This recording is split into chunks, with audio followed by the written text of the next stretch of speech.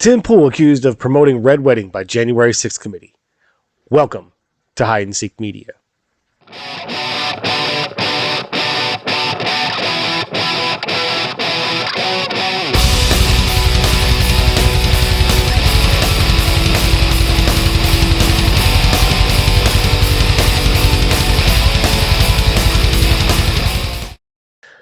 Hello, all you beautiful and amazing people. Thank you for tuning in. Welcome to the show. If you're new to the channel, I'm your host, Hyde. This is Hide and Seek Media, where we talk about news, sports, politics, and so much more. So Tim Pool was accused of promoting a red wedding by the January 6th committee after Donald Trump's December 19th tweet about his January 6th rally and how fireworks were going to happen and whatnot. So the January 6th committee plays this clip, which includes Alex Jones and a bunch of other people and Tim Pool. And it was from a video he did December 19th or 20th about one of Donald Trump's tweets about the January 6th rally. Now, according to Rep. Jamie Raskin, Tim Pool is a right-wing YouTuber who was calling on his followers to go to the Capitol on January 6th to riot and protest. But I know Tim Pool. I don't know him personally, but I've been following him for a lot of years on YouTube. And I watched his videos all through the election, all the way up through January 6th. And I'm going to tell you right now that he planned on going and then changed his mind at the last minute because of warnings of there could be violence and stuff in the streets. And so he decided against taking his crew down there to, participate and film and all of that. So I'm going to get into this video that January 6th committee played. I'm going to bring up an op-ed that Tim Pool wrote in Newsweek claiming how they misrepresented him. And then I'm going to tell you how that December 19th video and then the videos coming up after that from Tim Pool basically convinced me not to go to DC on January 6th when I had the opportunity.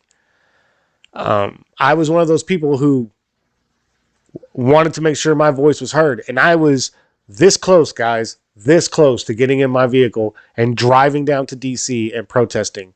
And everybody who knows me knows that if I would have went, I'd still be in jail today. Because there's no doubt that I would have tried to stage some kind of protest in the Senate chamber. And I would have taped myself to a desk or whatever. And I would have been in jail. Right? So because I watched Tim's videos, I ended up not going because I thought, well, if Tim's not going to take the chance of any of his people getting hurt or getting arrested or whatever, then maybe I should. Maybe I should take a second thought about why I'm going down there and how is it going to be beneficial to me and what would happen if I did get arrested and all that. And so ultimately, I decided to change my mind, right? And I didn't go, which I'm so thankful that I didn't. I definitely wanted my voice to be heard, but I did not want to end up in jail and be basically a political prisoner of this administration and the Democrat Party, which a lot of those people are, in my opinion. But I'm going to play you this video from Rep. Raskin, and then we're going to get into Tim's op-ed in Newsweek and discuss why they lied about Tim Pool and what their end game was. So if you're interested, stay tuned. What I'm trying to do is I'm trying to dig through the news, read between the lines, use some common sense and logic when I do that, and try to give you guys a more sensible opinion about the news than what they're giving us, right? And of course, sometimes I do go off the rails. I get into some conspiracies every now and then, but a lot of that can be considered entertainment, right? So if you like all the work I'm doing here and you want to help support the channel, you can donate to the crypto wallets in the description. I have a merch link. You can go check out some, cool political t-shirts and hoodies. I also have my own locals community that you can go join. And with your premium subscription of just $2.99 a month, you'll get access to not only all of the videos that I put up on locals, but all the articles I write and bonus content found only on locals. So head on over there and become a member today. But the best way you guys can help support this channel is by smashing that like button and sharing this video on all social media platforms. Those two interactions alone will show YouTube's algorithm that my video needs more impressions. The more impressions I get, the more views I get, the more subscribers I get. That's how we do this, guys, and I need your help. So smash that like button and share this video. But right now, what I want to do is I want to get into this video of Jamie Raskin and what they presented during the January 6th hearing. So let's check that out. His explosive invitation. Trump repeated his big lie and claimed it was, quote, statistically impossible to have lost the 2020 election before calling for a big protest in D.C. on January 6th. Be there, will be wild. Trump supporters responded immediately. Other key Trump supporters, including far-right media personalities, began promoting the wild protest on January 6th. And now Donald Trump is calling on his supporters to descend on Washington, D.C., January 6th. This could be Trump's last stand. And it's a time when he has specifically called on his supporters to arrive in D.C. That's something that may actually be the big push Trump supporters need to say, this is it. It's now or never. On that day, Trump says, show up for a protest, it's gonna be wild. And based on what we've already seen from the previous events, I think Trump is absolutely correct. So as you can see, that is just absurd, right? They called Tim Pool far-right Trump supporter. Now, I'll be the first to tell you that if you don't know this already, right, Tim did support Trump in 2020. But that was mainly because of the Abraham Accords and the fact that he didn't start any new wars and what he was planning on doing in his second term. Poole did not vote for Trump in 2016. And even in 2020, he donated to some Democrats. In 2016, he donated to some Democrats. So if you don't know who Tim Pool is from watching my videos, you need to go check him out because they sure as hell don't know who he is, right? He is what he likes to refer to as a milquetoast fence sitter, right? So he is a middle of the road kind of guy. He does not want to, in a lot of his videos and stuff, he does not pick a side. He tries to, utilize common sense and give it to you straight. But he does not say one way or the other whether Trump was right or Biden was right or any of that stuff. I mean, for crying out loud, he even, he even promotes the idea that Joe Biden actually did win the 2020 election by getting 81 million votes. And that's because it was a vote against Trump more so than it was a vote for Biden. And so he firmly believes that 81 million people voted for Joe Biden. And so I don't know how you can call him right wing or far right wing if he believes that Joe Biden won the election fair and square and, donated to Democrats. Don't know any far right guys that donate to Democrats. I'm going to get into this story from Newsweek now, and we're going to talk about what Tim had to say about the misrepresentation of January 6th committee. So here in Newsweek, we have his op-ed, "The January 6th committee misrepresented me," from Tim Pool. He goes on to say, "During this week's January 6th committee hearings, I was surprised to find myself included in the evidence. I was even more surprised to see myself misrepresented by the members of the United States Congress. During Tuesday's televised hearing, Rep. Jamie Raskin, a Democrat from Maryland, funny, that's where Tim's operations are, well, some of them, tried to connect then-President Donald Trump's tweet calling his supporters to come to a rally in Washington on January 6th with the violent attack that later unfolded. In response to Trump's tweet that the protest would be wild, Trump's supporters responded immediately, Raskin said. Meanwhile, other key Trump supporters, including far-right media personalities, began promoting the wild protests on January 6th. Now, when he says far-right media personalities, they bring up clips from Tim, from Alex Jones, and, other people. And it's like I said before, people who don't know Tim will call him far-right. People who watch his show and watch his channel and subscribe to his webpage, no, Tim is anything but far right. He leans a little more left than right. So, but that could be because I see it through normal lenses, not through Democrat lenses, where the goalpost keeps freaking moving left. And if you were on this side of left, if it keeps moving, pretty soon the right's going to come knocking on your door, right? Because these idiots keep moving the goalpost, and people like Tim go from voting Democrat to voting Republican because the Democrat Party left them. And a lot of people have done that. As a matter of fact, in one of my other videos, I reported that there was over 1 million people who have changed their voter registration from Democrat to Republican. That's probably because a lot of those people were Democrats until the Democrat Party left them behind, and the Republican just scooped them on up. Right? Because they've gone to become the party of common sense and for the working man. But let's get back to this op-ed from Tim. He goes on to write, as proof that right-wing media personalities were promoting the wild protest, Rep. Raskin played a video. It featured 3 people promoting the protest with gusto. It also included a video of me simply reading out a news report that the protest was likely to happen, noting that Trump and his supporters viewed it as Trump's last stand and concurring with the president that it was likely to get wild.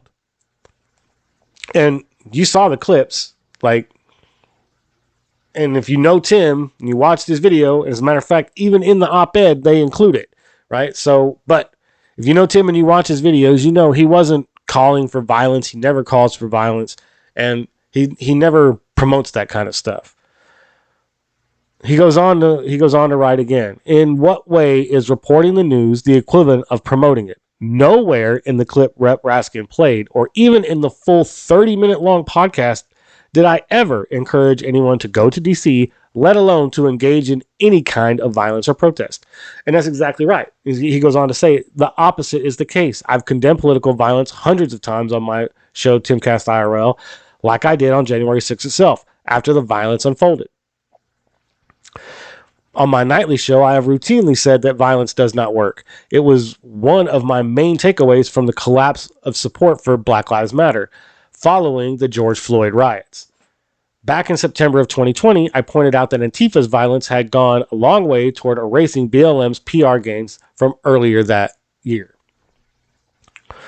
In the lead up to January 6th, I made the same point. Violence will solve nothing, and if January 6th is expected to be violent, people should not go, and I certainly would not be going.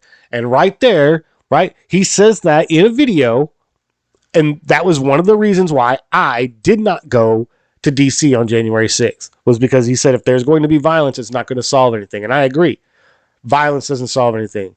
But in my opinion, had that protest been handled a little differently, and the people that were let in the building, not the ones who broke in, okay, those people committed crimes, but the people who were let in the building, if those people would have just all got together, linked arms, and chained themselves together, taped themselves together, done whatever, and formed a large group inside the Senate chamber and said, we're not leaving until we're heard, I'm pretty sure things could have gone a little differently that night.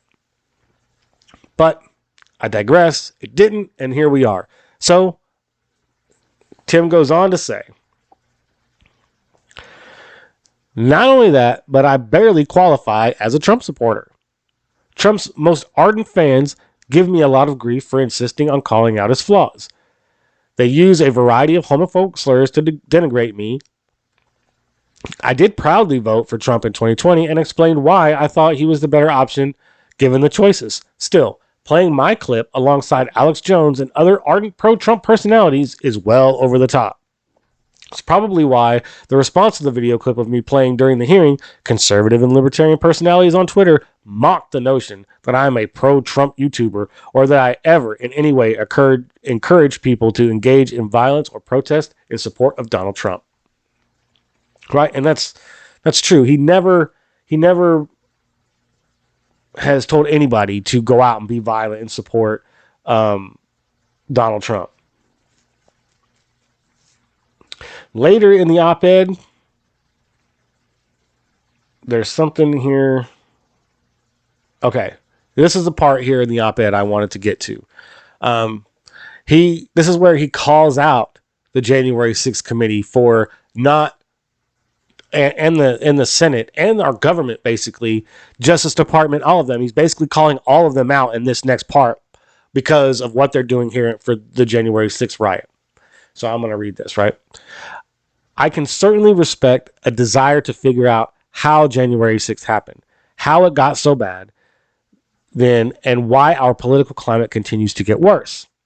I can respect the demand to hold those who made it happen accountable. I also want to have an inquiry into the riots on May 29th, 2020, to understand how left-wing rioters breached the White House barricades, how they were able to set fire to the famous St. John's Church, and why the president was forced into the emergency bunker. But that's not what happened on Tuesday. On Tuesday, a clip of me, cut out of context, was publicized on national television in a way that was designed to assassinate my character, to create fear, and to radicalize. And it will make it harder for me to expose my audience to views across the political spectrum.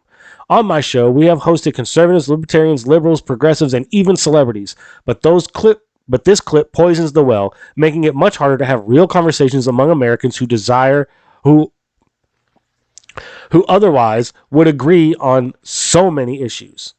And that's the thing, right? That's really what I'm trying to get to here is Tim's show is doing a lot in breaking down this crazy culturalistic ideology, right? Where it's all about race baiting and gender ideology and everything like that. Tim's show crosses all of those borders and boundaries. He's had Blair White on his show. He's had Blair White and Alex Jones in the same freaking room. I mean, come on. He's had Vosh on his show. He's had Charlie Kirk on his show. He's had Marjorie Taylor Greene on his show. He will have anybody who is willing to have an open and honest conversation on his show. And that scares the left because Tim doesn't promote right-wing ideologies. He doesn't promote all of those crazy ideals that they so would like to pin on him. And because he doesn't, and he has those open conversations, his show is widely popular. And good conversations happen on his show regularly, right? And sometimes I'll watch and I don't even know who the guest is. Never heard of him before in my life. But I watched the show and I learned something. I'm like, okay, now I know who this person is. I've been exposed to somebody new. Let me go check out their stuff. I've also get to hear their opinions on Tim's show and listen to Tim give a middle of the road opinion of his own for the most part. So for me, really, this comes down to them trying to discredit Tim and like he said, assassinate his character. In the clips they played, you don't even hear Tim say, go to the Capitol, protest, make your voice heard. He says, no, this is Trump's best opportunity for a last stand. Right? It's just completely retarded, right? And I want to show you this too. I went ahead and went over to Tim's Twitter page and his tweet about this article, right? He tweets out the article and then there's a bunch of replies and stuff. But this is some of these caught my eye, and I wanted to read a couple of them here. Like this one here, right? So Tim Pool was telling his followers that he was going to be in town on January 6th, but ended up not going. Instead, Tim catnapped a cat on 1/6/21 and severed his ties with business partners Rocco Castro and Emily Molly, whatever, after Emily refused to give Tim her J6 footage more, right? And then it shows this tweet here, and it shows Tim's tweet. I just got an email from my DC hotel about info on the 5th and 6th. Seems like they expect things to get spicy with this Trump protest and are warning about street closures and restrictions. Okay, so it was this tweet that subsequently led to the video that he put out where he says he's not going to go because of the potential violence that was going on there. And all of these people are calling him out, calling him a hypocrite. Like this person here, look, Occupy LA. Tim Pool was always part of Alex Jones' network. Pool is assuming the roles he's been groomed for and is now working overtime to cover up and protect the syndicate that has been grooming Pool since Occupy. I mean, really, I thought I was a conspiracy nut, but that right there is ludicrous. I mean, absolutely straight ludicrous. And I don't, like I said, I thought I was a weird conspiracy nut, right? But the left, their conspiracies, they're like way out there, right? Like at least whenever I think of a conspiracy, it was China releasing COVID to attack the US, right? That was a conspiracy that I come out with. There's another one, but you're going to have to go to Rumble to go watch those videos because they won't let me talk about it here on YouTube. But, you know, the right-wing conspiracies usually come true in 6 months. Left-wing conspiracies are so freaking off the rails that you can tell they're fake from the beginning. Like, let me see, what was that one? Oh, yeah. Trump has been a Russian spy since the 80s. However you want to read that, that's up to you. But in the end, all I see is the left trying to attack Tim because his show's starting to get more popular and his webpage is starting to grow. They're starting to do more things and they're becoming culturally relevant, right? You have people like Thomas Massey and Marjorie Taylor Greene going on Tim's show. I don't recall them going on anybody's show for the Daily Wire or anything like that. So Tim is bringing people that even places like the Daily Wire can't get or won't put on. And so they're trying to shut him down. And this was a way to try to tarnish his character, and it didn't work. But if you've made it all the way to the end of the video, I appreciate you guys watching. It really does mean a lot to me that you've made it this far. If you haven't already, make sure to hit that subscribe button, the notification bell, so you get notified anytime I drop a new video. Smash that like button. Leave a comment down below. Let me know what you think about this video and the topic, right? I love to engage with my viewers, so feel free to fire away. Also, what I really need you guys to do, share this video on all social media platforms. That's the only way this channel is going to grow, and I need you guys to do it because YouTube's not going to help me. I appreciate everything you guys are doing, and I will catch y'all later. Peace.